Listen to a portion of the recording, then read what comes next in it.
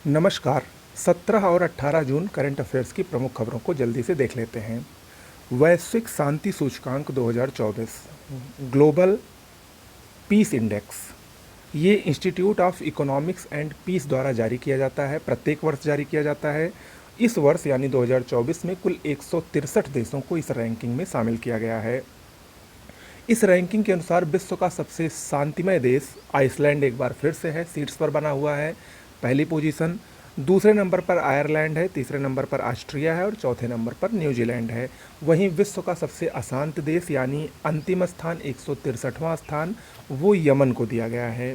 भारत की रैंकिंग की बात करें जो कि सबसे ज़्यादा महत्वपूर्ण है, तो भारत को 116वां स्थान दिया गया है। 2023 में भारत को 126वां स्थान मिला था, यानी भारत पिछले वर्ष की तुलना में इस वर्ष अपनी स्थिति में काफ़ी सुधार किया है, 10 अंकों का सुधार किया है।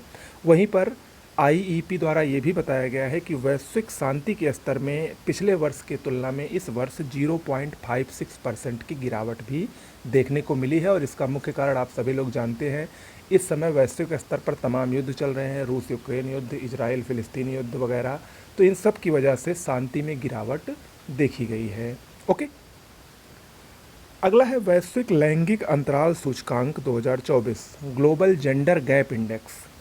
ये विश्व आर्थिक मंच द्वारा जारी किया जाता है। कुल 146 देशों के लिए इस बार इसको जारी किया गया और इसके अनुसार विश्व में सबसे अधिक जो जेंडर गैप जो सबसे कम है वो शीर्ष स्थान पर रहेंगे, यानी जहाँ पर लैंगिक समानता काफ़ी अच्छी है वो है आइसलैंड, लगातार 14वीं बार।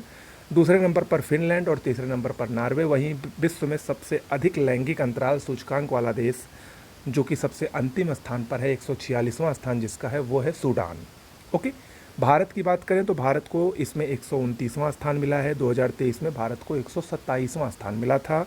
वहीं पर WEF ने यह भी बताया है कि विश्व में वर्तमान गति से पूर्ण लैंगिक समानता प्राप्त करने में 134 वर्ष लगेंगे, यानी जो वर्तमान में गति चल रही है अगर उसी गति से चलता रहा तो पूर्ण रूप से पूरे विश्व में लैंगिक समानता 134 वर्ष में पूरी होगी। ओके, अगला है नागस्त्र 1। ये क्या है? ये एक आत्मघाती ड्रोन है, भारत द्वारा ही निर्मित है, स्वदेश निर्मित है, लाइटरिंग म्यूनिशन इसको कहा जाता है। ये हाल ही में भारतीय सेना को सौंपा गया। भारतीय सेना ने इसको कुल 480 आत्मघाती ड्रोन का ऑर्डर किया था, जिसकी पहली डिलीवरी, पहली खेप 120 ड्रोन की हाल ही में डिलीवर की गई। नागपुर की कंपनी सोलर इंडस्ट्रीज द्वारा इसको निर्मित किया गया है। आपको बता दें, नागस्त्र 1 जो कि एक आत्मघाती ड्रोन है, इसकी रेंज 30 किलोमीटर की है। कितनी है? 30 किलोमीटर।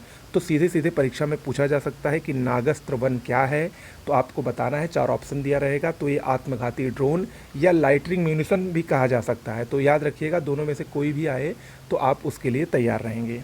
ओके, अगला है वैश्विक पवन दिवस 2024। देखिए, हाल ही में 15 जून को भारत के नवीन और नवीकरणीय ऊर्जा मंत्रालय द्वारा वैश्विक पवन दिवस का आयोजन किया गया। भारत की पवन ऊर्जा में जो उपलब्धियां हैं, जो काफ़ी तेज़ी से भारत में पवन ऊर्जा की क्षमता बढ़ रही है, उसको सम्मानित करने के लिए इस मंत्रालय द्वारा इसका आयोजन किया गया। आपको बता दें कि मई 2024 तक भारत के पास 46.4 गीगावाट की स्थापित पवन ऊर्जा क्षमता है और इस स्थापित पवन ऊर्जा के क्षमता के साथ भारत विश्व का चौथा सबसे बड़ा पवन ऊर्जा वाला देश है। ओके, भारत में पवन ऊर्जा के शीर्ष उत्पादक राज्य गुजरात, कर्नाटक और तमिलनाडु है और इनको इस प्रदर्शन के लिए नवीन और नवीकरणीय ऊर्जा मंत्रालय द्वारा सम्मानित भी किया गया। ओके, तो आज के लिए इतना ही। बहुत बहुत धन्यवाद।